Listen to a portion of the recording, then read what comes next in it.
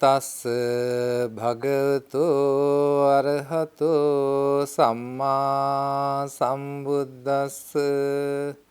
Namo tassa bhagavato arahato samma sambuddhassa. Namo tassa bhagavato arahato samma sambuddhassa. Homage to the Blessed One, Worthy One, the fully enlightened Buddha.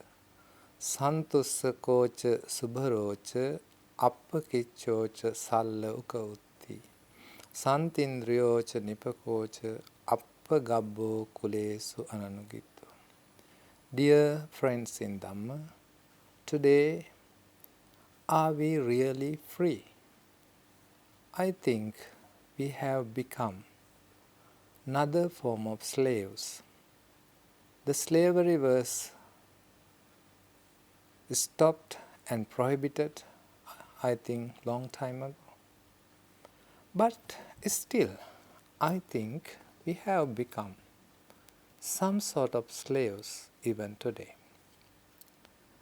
I like to talk with you today about the simplicity that we need to come to a point where we have gone far beyond, and without reflection, without considering, where are we really going?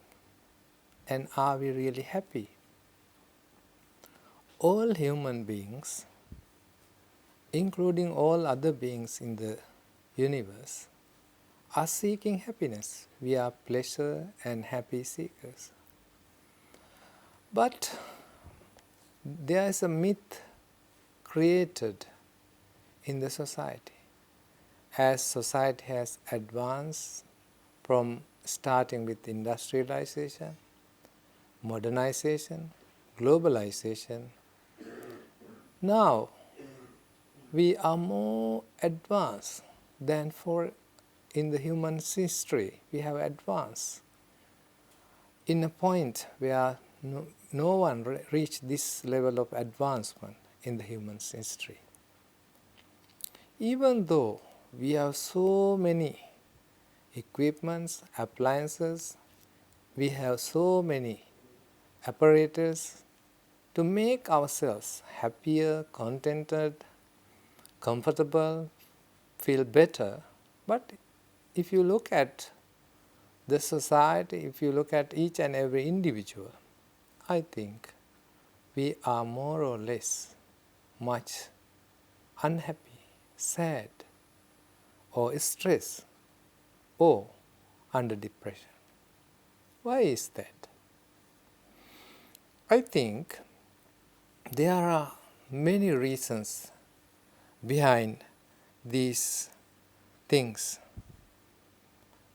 T.S. Eliot, a famous poet, wrote his little lines and he said, "Let us learn to stand still. From the morning we are to the evening, we are running around, running behind, seeking, finding pleasure, finding things to make us happy. But where is happiness really lies?" Today I would like to talk about the contentment, easily supportableness. So in Karaniya Metta Sutta, one of the basic sutta we use in chanting for the protection and blessing in everyday life, has described so many qualities that we should develop in order to achieve Nibbana, in order to achieve happy state of mind. In order to achieve happy state of mind, one good quality, one good behavior we should develop in our day-to-day activity is to become very simple, straightforward. How do we become simple and easily supportable? Human mind is limitless. Human mind has the needs and desires which are limitless. So we have to discriminate, we have to differentiate between what are our basic needs and what are our wants. Adam Smith, a well-known economist who was in UK, has explained that the economic's purpose is to gain happiness from unlimited happiness from very limited resources, which is impossible, which is cannot be done, because this economic model, these economic methods continue to exist in this world more than a century. But still, each and every day, many people are restless, under depression, under tension, and also the amount of people undertaking or undergoing psychological treatment are on the rise, especially in Europe and America and also in these countries. Because people doesn't know how to handle the restlessness they are facing, how to handle the uncomfortable feelings in their life because of this rat race. Now, this modern society is governed by advertisement. What does advertisement do to us? Do they do good to us or bad to us? Most of the advertisement are very cleverly designed, very cleverly planned to attract the customers. So we will become a slave of these advertisements. We have become slaves of this propaganda. And we think what are our wants as our essentials, our needs. We have misguided, we have lost this misunderstanding of what are our needs and what are our wants. And this conflict of understanding leads to restlessness. Buddha says, even there was a rain of gold coins, we will not be satisfied, because by nature, our mind is insatiable. We are like children.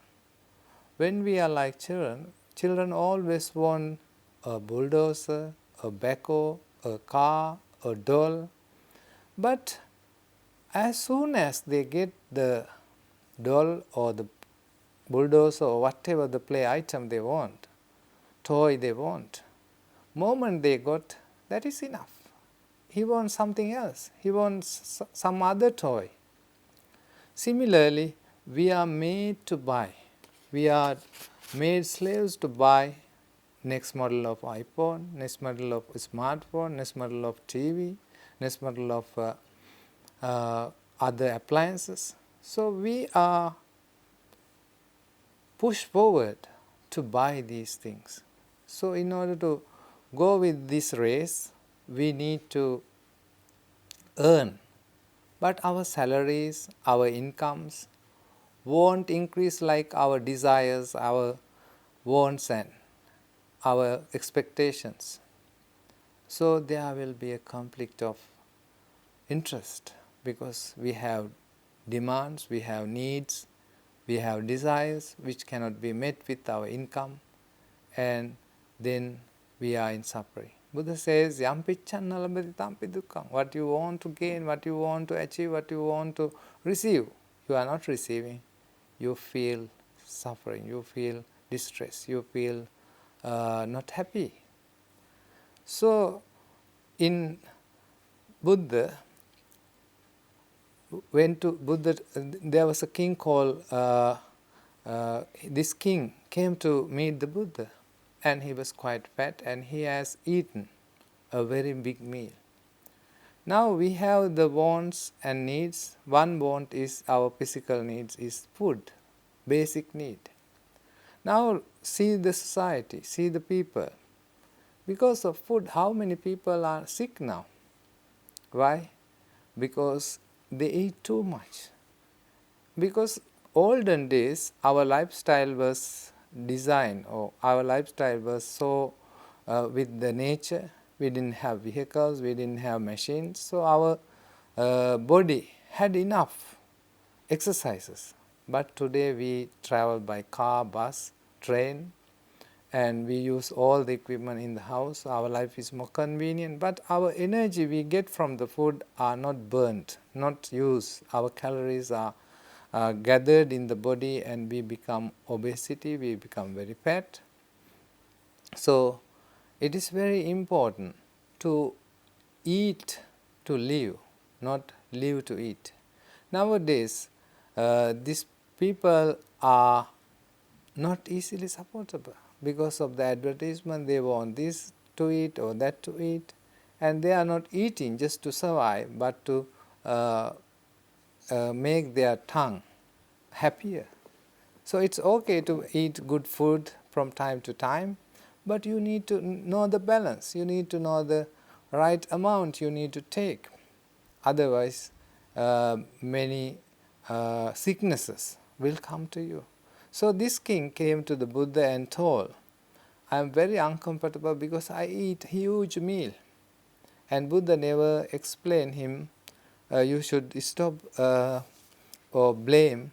Buddha say, okay king, you better eat mindfully.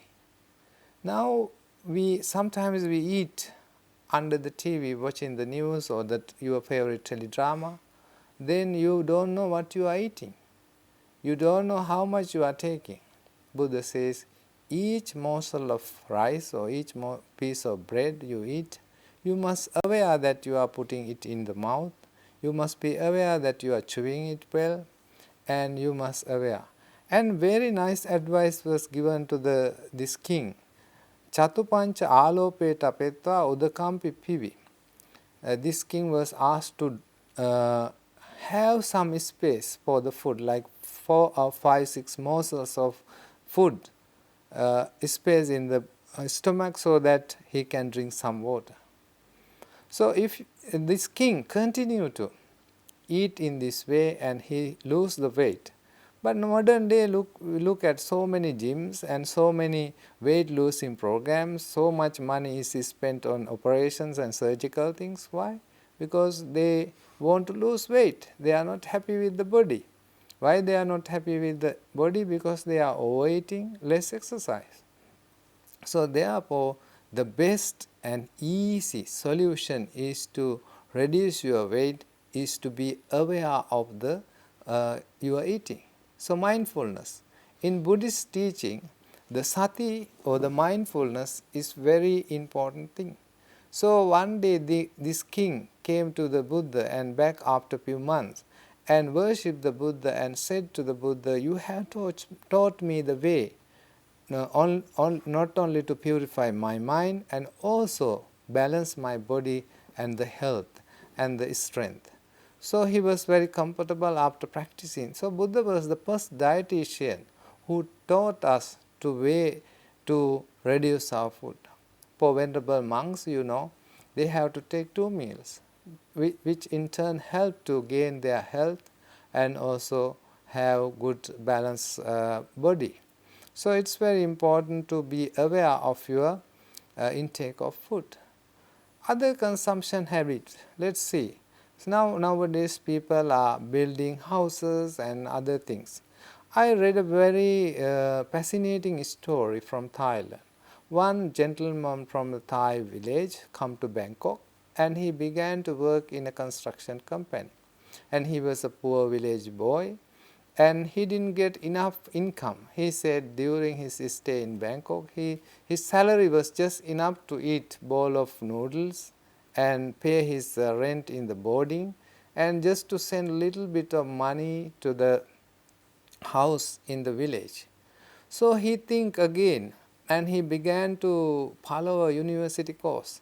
Of course, since his salary was not enough, he could not excel in his education as well. So he think again after some time, he reflected and think, okay, I will go back to the village. I will start a small farm. He started a small farm and a small fish tank and he become very simplistic. He become very simplistic and he says, he has to work 2 times of the year just to cultivate rice, and other time he has a lot of free time. So he began to build a seed store, or to protect the seeds for the people to grow any food. So what he says, that as human beings we have come to a level where humanity and the civilizedness become very cruel. You know, another friend of him who is working in the Bangkok, he has taken loan to build a house, and he live in a very nice big house, but he has to pay for it for 30 years. So he just built a small hut or a small house from mud bricks and the other leaves, and every 6 months he makes another house. And he says, in order to be happy, we don't need to have so much big things, so much nice things, so much. Another, this person says, the simple life is so happy. He says he used the used clothes. So many people come to learn from him, and he is like public speaker now.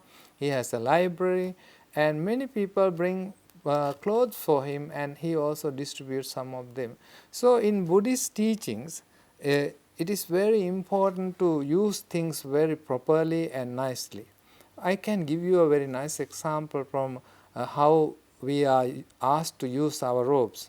When one king offered robes to the Ananda Thero, 500 robes, and Ananda Thero readily accepted the 500 robes.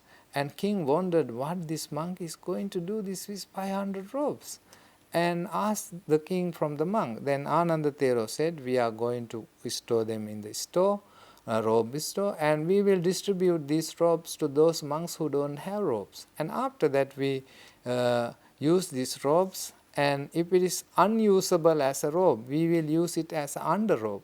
If it is unusable as an underrobe, then we will use it as a bed cloth or the bed sheet. If we cannot use it as a bed sheet, we will use it as a bed mat or doormat. After we cannot use it as a doormat, we will use it in the kitchen to hold the fireplace, the pots and other things.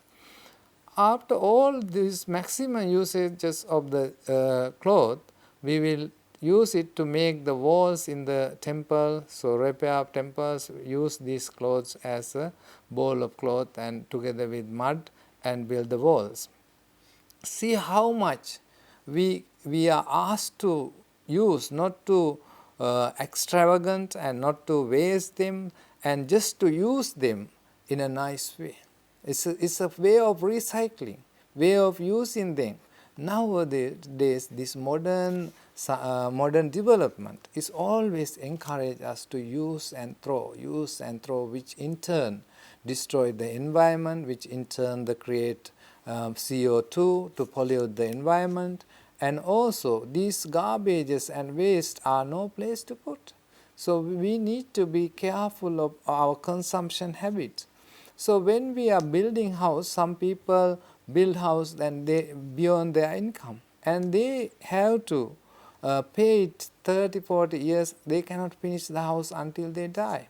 When their children comes, that house is not good enough for them. They are old style, they want another house, they will do the same mistakes. So we need to develop idea that what we need, what we really need, we need to understand this. So if you don't understand this, we will be very we have a lot of suffering, we have a lot of stress, we have a lot of. Another person, a professor, his students came to meet him and asked about what they are doing and all the details of the student. They are saying, we are under very stress, we are under a difficult period, we are not happy, we are. So the professor asked for them. Professor prepared a cup of coffee and gave all of them. Then professor drink from a very simple cup, and all the other students who visited his house were given very nice cups. And at the end, the professor said, when you want to drink coffee in a nice cup, you will be stressed. But if you drink the same coffee in a normal cup, just a simple cup, it's the same. The high quality porcelain cups were given them, and he used just a simple ceramic cup. It doesn't matter what you use. It's not the container that matters. It is the content that matters. What sort of qualityful life you are using is the most important, not the container. Therefore, this professor taught us, sometimes we are always behind the brands. We want this car or this Ferrari or this BMW or whatever, this kind of phone. It doesn't so much matter as long as you can use it, as long as you can make use of the equipment. It doesn't matter. Don't run behind the brands. If you run behind the brands, more stress are created, more unhappiness is created. In order to gain this kind of big brands, you need to spend a lot of money. When you want to spend a lot of money, you need to have more, work more, and suffer more. And another important factor is this society is leading towards credit. Few years ago, a very big country was collapsed because of credit system. We want to buy the car on lease, we want to buy the phone on installment, we want to buy the TV on installment, and all of these give a big headache at the end of the month. How are you going to pay all these installments? When you pay all these installments, there will be nothing left for you to live or to buy food or pay your children's tuition. So it is very important to have balance this way of life with you within your means. You have to understand what are my income, what amount of money I can spend, so that you won't not be in trouble. And very important lesson we can learn from the Buddha about the food. When Buddha was under rainy retreat and observing Vassa in Beraagama, the person who invited him did not come to look after him. And the monks slowly depend on a very rough kind of rice and a rice porridge for 3 months. And all the monks never complain about this, the taste of the food or the quality of the food. They just survive. So we need to know what kind of things are we consume, what kind of things we can consume, and what amount of things we can consume. The very important word explained in Pali is mattanyuta. Mattanyuta is the quantity or the amount you need. You have to decide. Others cannot decide for you. Everything you need to know the amount you need.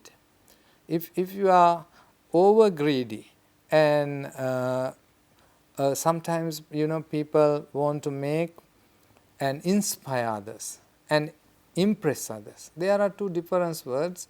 One is impress, is you buy certain expensive things and you want to show off, but through a cloth or through a shoes or through your cars, the impress, you try to impress, but that impression doesn't last long. Take for example Mahatma Gandhi.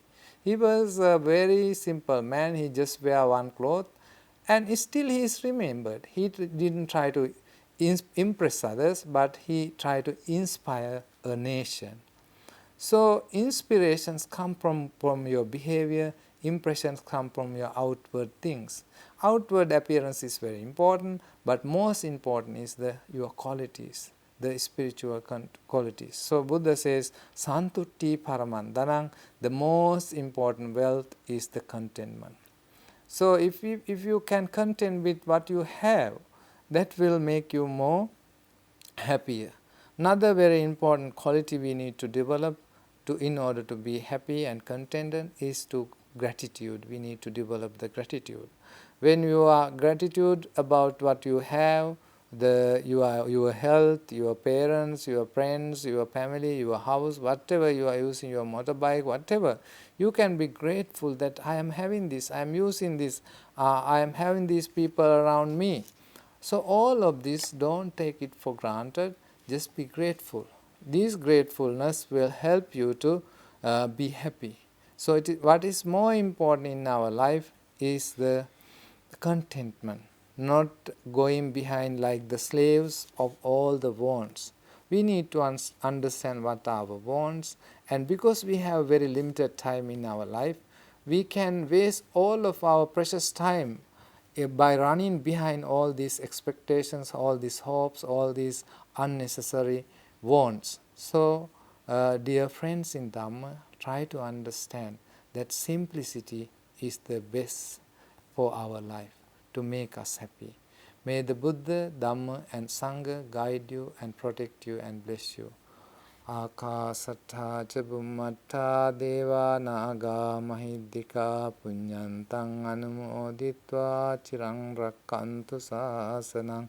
Akasattha ca bummattha deva naga mahiddhika punyantang anumoditva cirang rakkantu desanang. Akasattha ca bummattha deva naga mahiddhika punyantang anumoditva cirang rakkantu tang sadhati.